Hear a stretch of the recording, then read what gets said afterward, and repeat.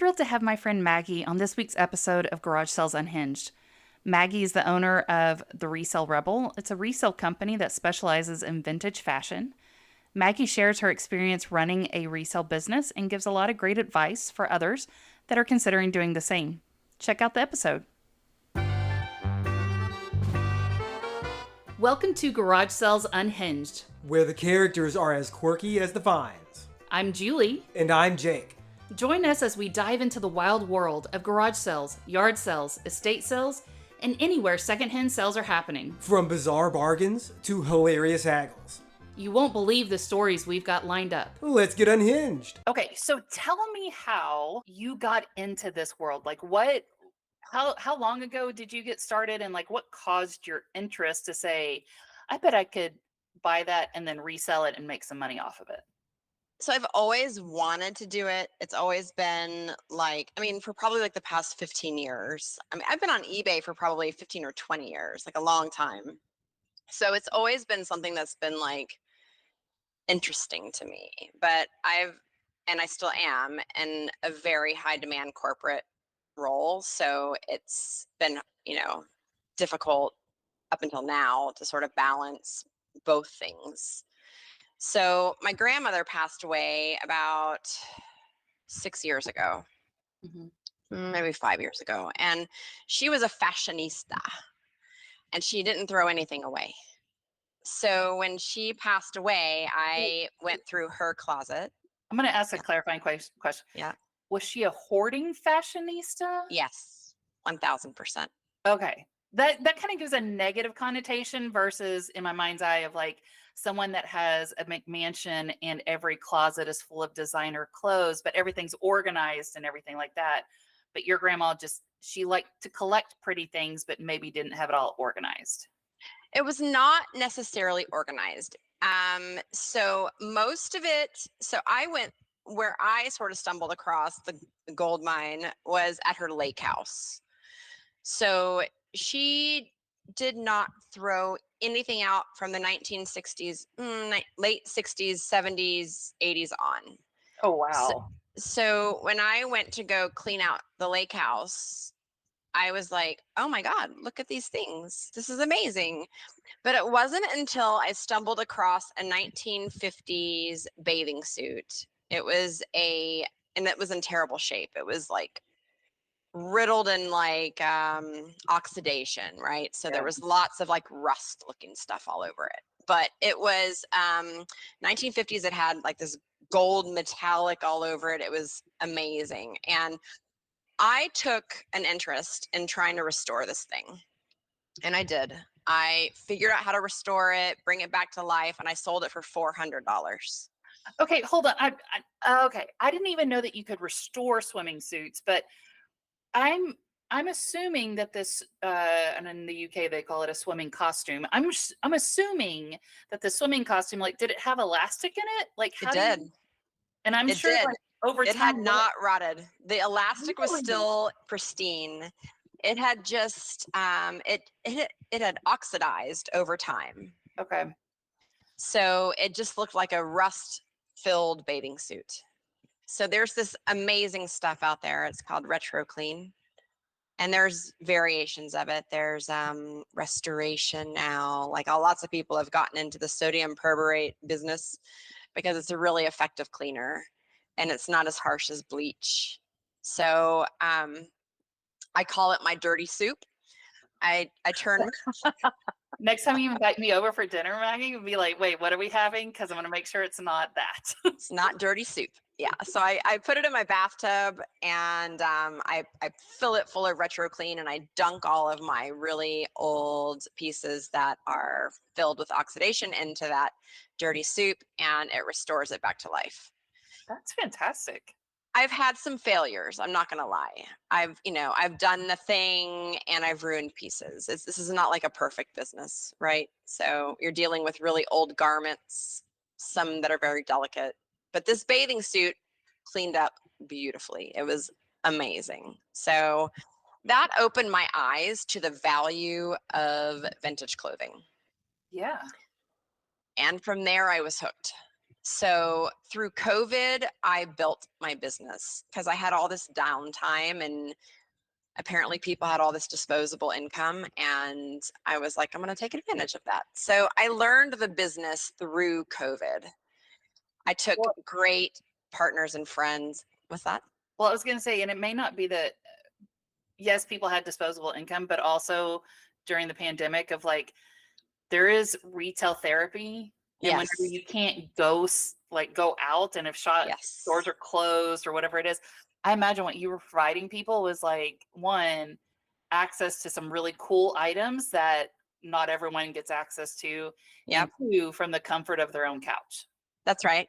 That my favorite things to do are from the comfort of my own couch. That's I love right. it. So I leaned into like live selling, and that's really the bread and butter of my business is live selling. So I've take me through like what do you mean by live selling? I'm not familiar with what that is.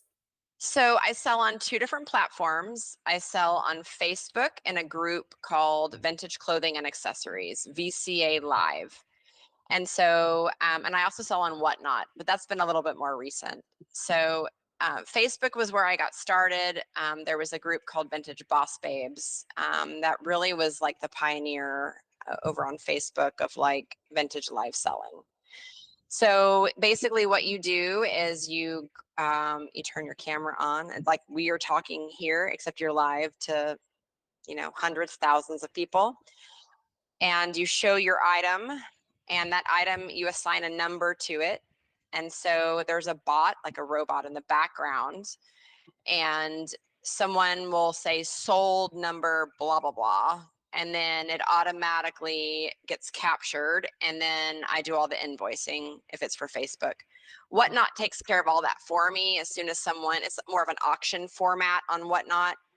So as So soon as they, is Whatnot more like I'm gonna say a faster eBay where people could bid? It's essentially live, but it's it does, all live. Yeah. but where It's all eBay can take several days, this sounds like it's almost like you're going to a live auction in person, but just exactly right. virtually. It's exactly right. Yep. Yep. Oh, So this could every get addicting. Sunday I'm there. Yep. Every Sunday I'm on Whatnot. I have usually 2 racks of clothing. I go through the racks, hold it up. If someone's interested in that item, they'll say, hey, what's the measurements? What's the price? And then I'll run it as an auction and then people will bid on it. Do you okay? Because now, like the online shopping every single time, like, and unfortunately for women's clothing, a size 10 is not a size 10, regardless of department Nope. store, brand, whatever it is. So whenever Nope. someone's asking you for sizing, do you actually know the measurements for like Yes. shoulder, chest, waist, all that? Everything. And so you're pulling out, I mean, you've done this ahead of time where like you're pulling out your measuring stick and you have those so you can say it's a size 6, the waist is this, the chest is this, and so people know it would actually fit them. Exactly. Yep. I've recruited all of my children to help with measuring and Damon. I love it, getting the whole family involved. The whole family is a part of my resale business. It takes a village. It really does. That's phenomenal. Are you planning a garage sale, yard sale, or estate sale and need some help? Look no further than Garage Sale Supply. They provide top-notch resources and expert advice to help you host the perfect sale. From pricing tips to promotional strategies, they've got you covered. Visit garagesalesupply.com and make your next sale a success. And you and I have talked briefly outside of the recording of like, how do you know what people would buy? Like, because that's the other thing. I think a lot of our listeners are interested in going like, oh, I could totally resell baseball cards that they collect or board games or stuff like that. But like, Sure. you have a niche that you provide, but like, how do you know what people want to purchase? I think it's taken time. I think in the beginning, I bought everything and it's like throwing stuff at the wall and seeing what sticks, right? I mean, that's really how it evolved. Now I am very curated.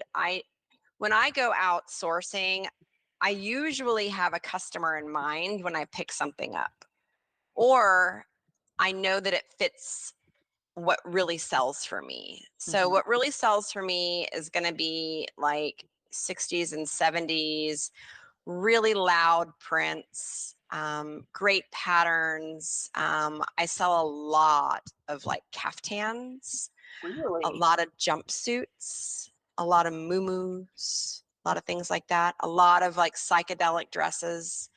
Those are the things that move really well for me. And then a lot of designer pieces. We're fortunate. We live in a major metropolitan area where there's a lot of money and a lot of people who have donated designer goods or have passed and their closets are filled with designer goods.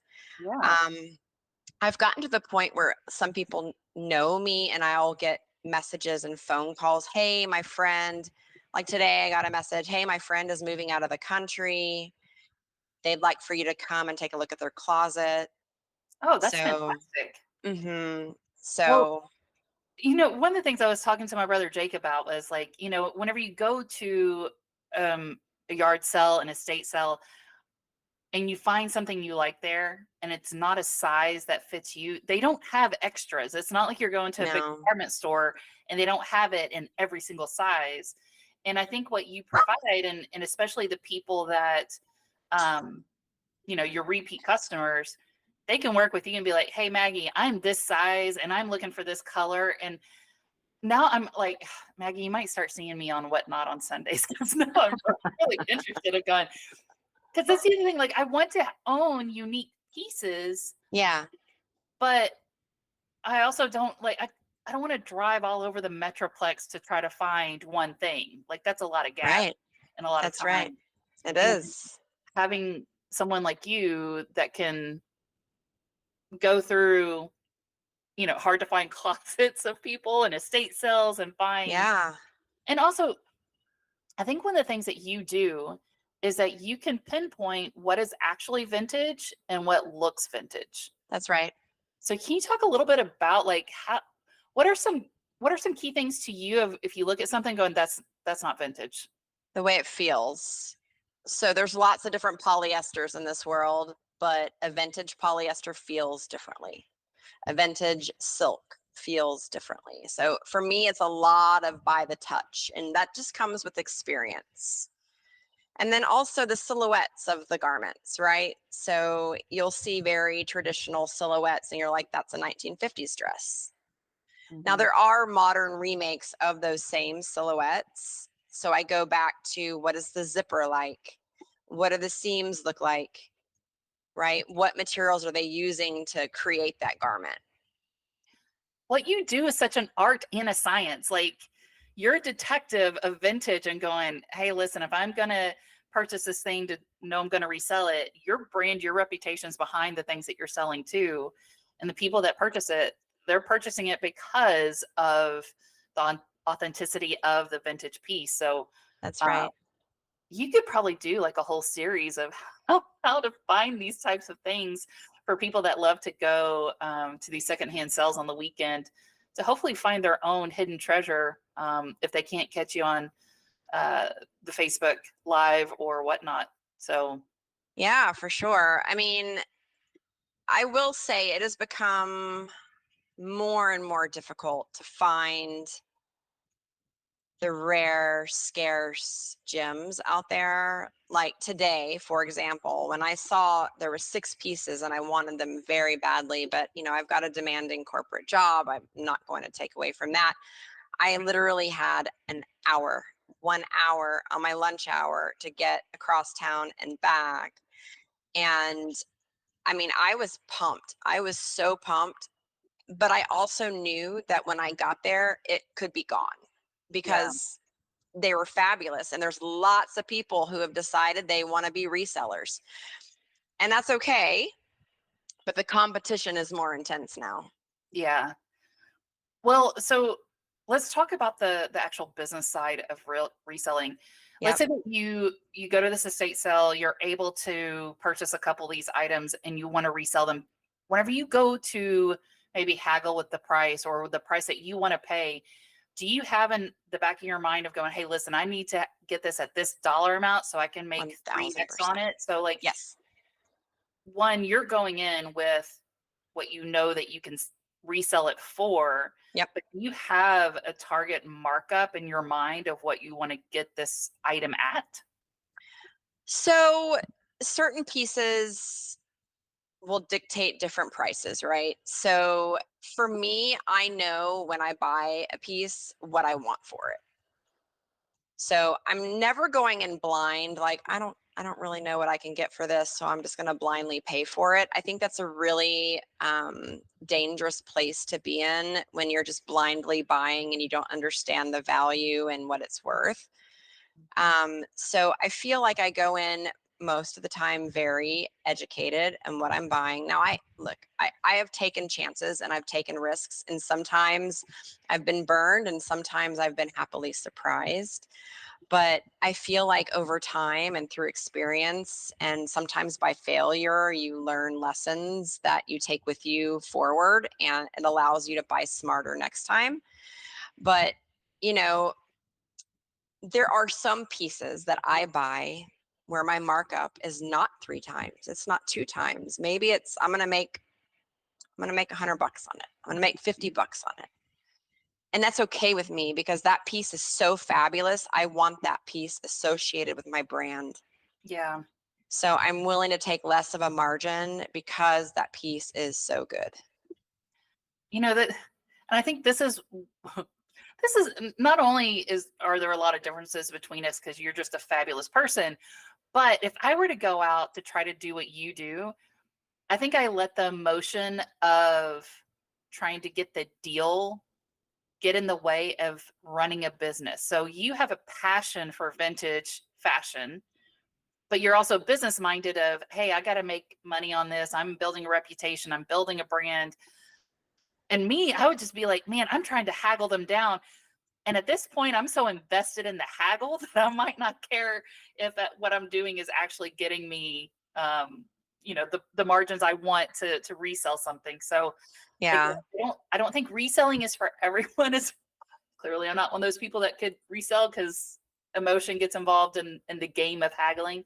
But I think going in there, like you said, you go in with you're knowledgeable about it, you know what the markup is, and then also, like you just said, you also have years of experience of knowing how to do this and being excited about what you do as you're doing it.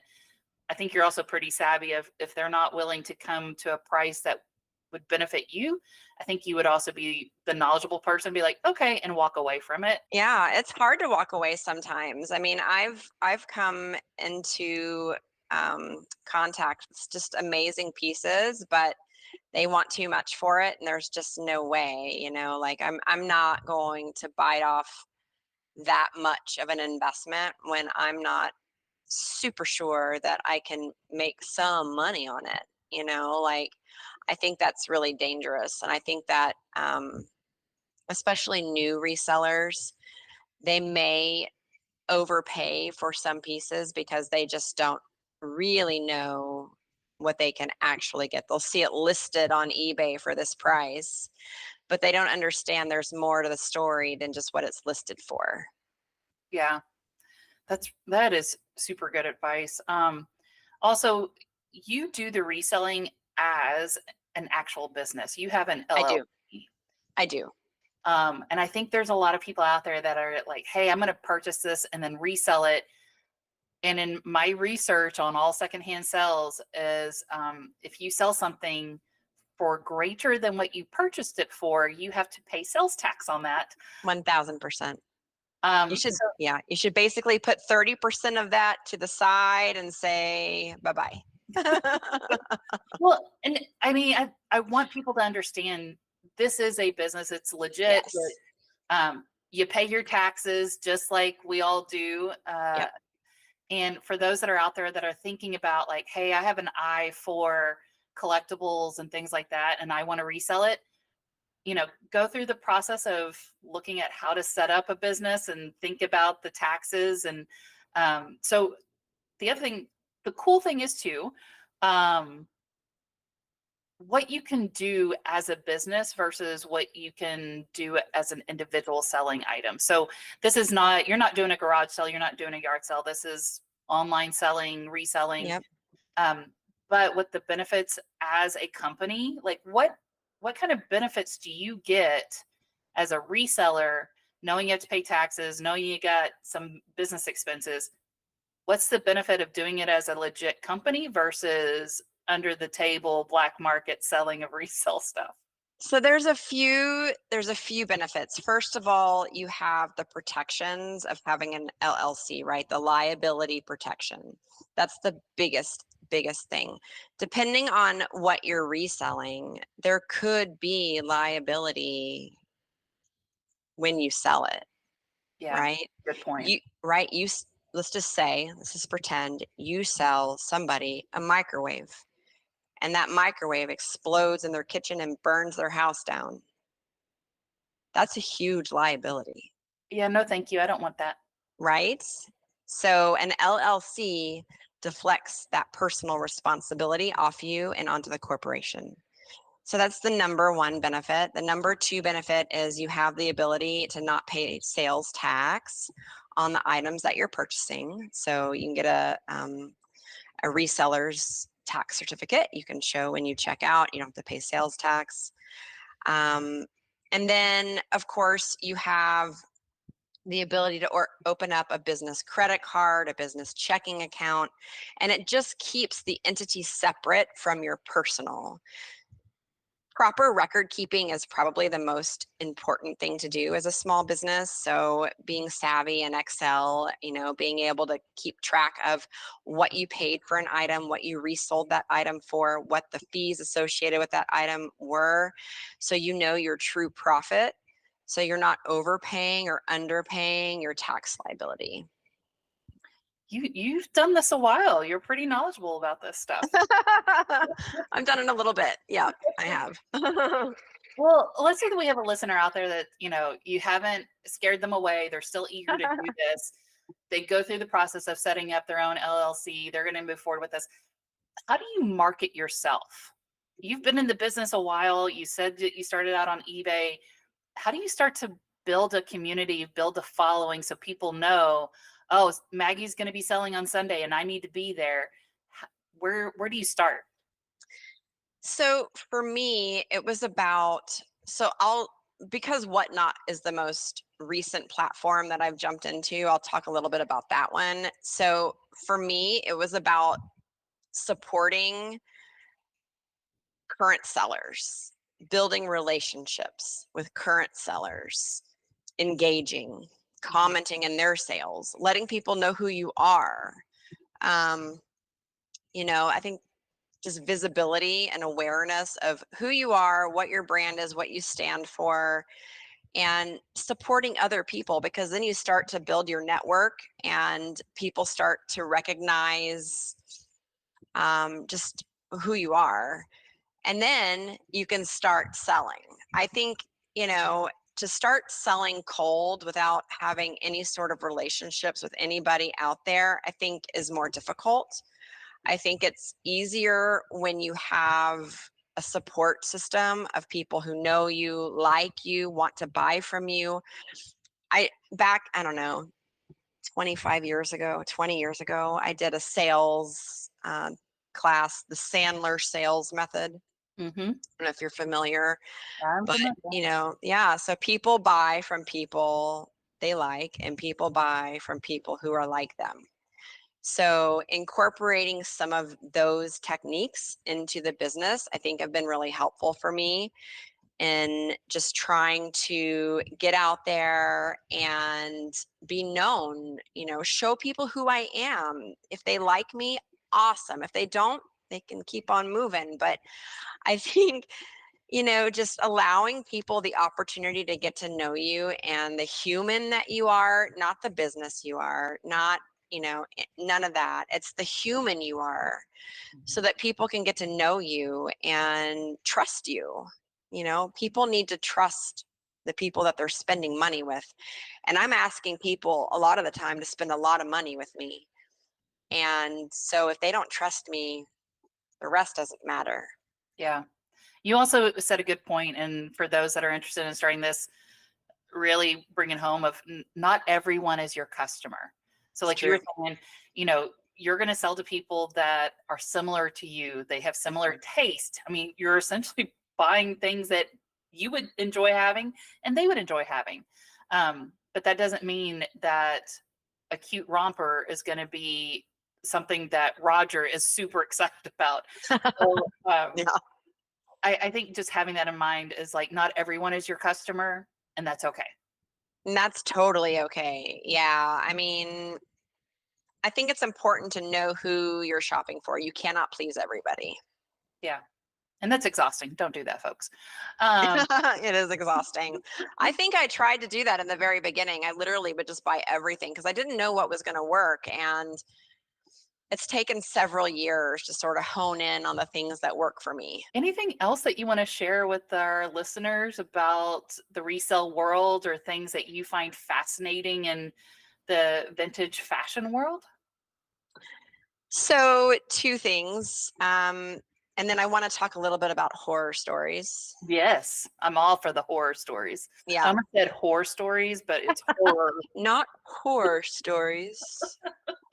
We can talk about those too. That's good Wait, entertainment. that would be good. That would definitely be good entertainment. I'm sorry. What was the first question you asked me? I got sidetracked on horror stories. I said, did you want to share? Did you want to share anything else about the resale world or vintage fashion? Oh yeah. So I think just find what speaks to you. You know, like don't try and be all things to all people. I think if you can find a niche that really works for you, something that you have passion about, it's a lot easier to sell something that you love and that you have passion in. Like for me, I used to really love selling like bed sheets, but they don't excite me anymore. So I don't do it so much anymore. Do people buy used bed sheets? Oh my God, Julie. Yes. What? Yes, girl. Yes. Oh, I have concerns. I know, but it didn't excite me, right? Yeah. But part of my grandmother's estate had a lot of like flower power psychedelic bed sheets. And I was like, I wonder if I can sell these. And so I put them online. I put a good price on them and they all sold. So I was like, oh, maybe I love selling bed sheets. I really don't. Good to I, know. I really don't. Yeah, I don't love selling them. But you know, but also don't be afraid to learn something new. You know, I think that there's a lot of untapped niches out there and find something that not everybody is trying to do. There's a lot of micro niches out there and don't be afraid to look into those, right? So I love selling pinup. Love it. It's not vintage clothes, but it's pinup and I love selling pinup. You know, that is, I hadn't even thought of that as being a fashion segment, but you're right, it is. And I wouldn't have even thought about it until you said it. Yeah, but even like vintage Playboy magazines and vintage pinup playing cards and vintage pinup art. Yeah. I did a huge auction buyout about a year ago, and it was all pinup. It was playing cards, it was artwork, it was Zippo lighters, it was just a ton of pinup stuff, a really big variety of it. And I bought it so that I could keep the art and sell everything else to pay for the art. I mean, that's pretty genius. I love it. All Yeah. right. Let's get into the horror stories. Horror stories. Not the So horror. the one that I encounter the most often is people grabbing stuff out of my hands. Oh, like at a sale? Have you ever had to throw elbows? Because I would. Yes. Oh, Yes. I've had to throw elbows. I've had to, you know, make room for my personal space. But, you know, sometimes that's not even enough. I'll literally have it in my hand and someone will try and grab it out of my hand. And I look at them like they're crazy. Like, you see, this is in my hand, right? did they think you work there? Like you were handing it to them? Don't know. It's happened more than once, Julie. It happens more frequently than I would like to admit. Because they just, I guess in their mind, I want that thing. Yeah. I see that thing. I'm going to go after that. Oh, that thing is in some, I don't care. I'm going after that thing. So if anyone has ever needed the definition of audacity, that is it. Yes. It's the audacity of, I want that thing and someone else is holding it. I'm just going to take it anyway. I'm just going to see. Maybe they don't want it that bad. Let's just see. The worst time though, so there was this sale and it was going on in East Dallas, and East Dallas is a gem of vintage. I mean, just yeah, that's a lot they're of in Oak Cliff. They're in Oak Cliff. Those are my two favorite places to go. Mm-hmm. So I took reinforcement on that day. I actually took Damon with me. I took my husband with me. I was like, look, this sale is so good and there's so much. I'm never going to be able to grab it all. I need you to come with me. He's 6'4". He's got a really wide arm span. Yeah, I was like, you're coming with me. He's good security. He's a tall dude. Yes. Yeah. Great to take to a concert too, by the way. So we go into the sale and I think I'm number 2 or 3 in line. He's number 4. And the line stretches around the neighborhood. I mean, there are hundreds of people in line. Mm. So we go in. Damon, we have a game plan. I'm like, this is your rack. You're going to go and you're going to grab the whole thing. I'm going to go to the closet and I'm going to grab that. We had a game plan. So we walk in, we do our thing. And there's a guy, I'm not going to say his name or what business he owns, but you know who you are. He threw a fit. He threw a legitimate fit in the estate sale. He says, you can't grab all of that. I was like, but I mean, I did. No estate sale is going to have like one item per person. They are trying to sell everything. Yes. He threw an honest to God fit. And look, he's a well-known dude here in the city. He owns a good business, okay? Like, I get it. You wanted the thing. But I got here first. I wanted to be in the room to see him throw a tantrum. Oh my God. Why didn't I think of that first? I wish I had all these like witty, like comeback lines when he said what he had said. Yeah. He had somebody in tote with him who was basically like just like repeating everything he said. So he'd be like, you can't take all that. And then she would be like, no, you can't take all. I'm like, oh my God. You know what? I'm going to be in the market for an assistant soon. And all I need you to do is just repeat everything I said. It's not even a hype person. It's just my echo. I'm hiring my echo. It's awesome. Yeah. So Damon and I, we laughed the entire time. We were just like, okay. And what's funny is that like 3 months before that, there was an estate sale of Tori Steele. She is the lady who owned the store that Julia Roberts went into in Pretty Woman, and they wouldn't help her. A little bit of trivia there. So it was her estate one of her homes that they were liquidating. And he came, so there was a designer room in that sale. Oh God. And he had got there first. And he had like a mountain of clothing. He's a big dude. He had a mountain of clothing that he was carrying out. So I said to him at this later sale, I was like, dude, you did the same thing at so-and-so's sale. I don't know what you're talking. No, I didn't.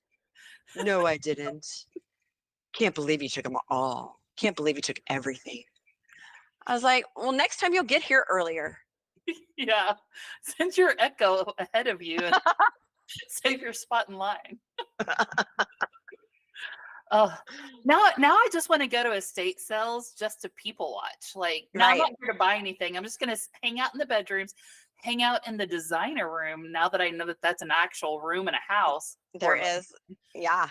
And just wait for the mayhem to start. Yeah, it's actually really entertaining.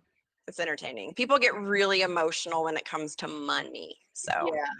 Also, for anyone that's listening that owns an estate sale company, set up some cameras and then just let that video fly out there on YouTube, because that would be some fun entertainment to watch people Absolutely. and their audacity. Yes. Shoppers, like, Hashtag audacity. Yes. Yes. I once went to an estate sale. I was traveling from Dallas to Wisconsin to Milwaukee for a concert, and my friend and I decided to stop in Chicago overnight just to rest. And the following morning, there was a great estate sale, and it was sort of on our way to Milwaukee. So we decided to stop, and we were like 3 hours early to the sale. And we were like, sure, we were going to be first ones. Girl, there was a camper parked in front of the house where people were sleeping.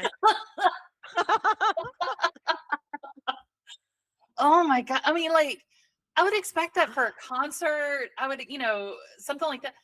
Wow. I mean, was the estate sale worthy of camping out? 1000%. Oh, well, have you and Damon thought about investing in an RV and just taking it on the road? I would love to do that. I would Yeah. love to do that. Yeah, that would be so fun. So Yeah. fun. Then you gotta start thinking about how big is the RV, because it's also going to be your storage unit of like. That's right. Now you're gonna have to like and then where are you gonna make your dirty soup? Yeah, I would have to be like a haul bus and then Yeah. bring it back to the house. Yeah. That would be awesome. Yeah, that would be awesome. Hashtag goals of retirement. Also, I wonder how long those people camped out there. Like, do you think they were there for just one night, or? Yeah, they were there overnight, one night. Yep. And then it was so random. I ran into a friend of mine that I know through the Facebook Live sales. We had never met in person, but we had talked, and she was there at the estate sale too. She was 5 or 6 people in front of me. And so I was like, you see this thing? Get this thing and I'll pay your price. So That's awesome. she did. And I ended up still flipping it and making more, but that wasn't the intention. The intention was for me to keep it, but it didn't fit me right. Yeah. See, again, I have emotional attachment and like a weird mental thing. So I'm like, I'll just hold on to it forever and ever and ever, and it'll fit. it'll work. You attach memories to the things. Yeah, I'm not a real good shopper. I'm not. And also, everyone, if you go out to an estate sale, be nice, be kind, don't rip stuff out of other people's hands. And if you're going in for a specific thing, take the whole lot. Who cares? The estate's trying to sell everything. Take it. Just grab it all. Just grab it all. A big thank you to Maggie for being our guest. You can find her by searching for the Resale Rebel on any internet browser or on Facebook, eBay, and Instagram. You can see her and her awesome vintage finds on the Facebook group Vintage Clothing and Accessories Live sales page. And she's showing her wares on Tuesday evenings and on Whatnot on Sundays at 1 p.m. Central Time. That's this week's episode. Thanks for listening. Bye.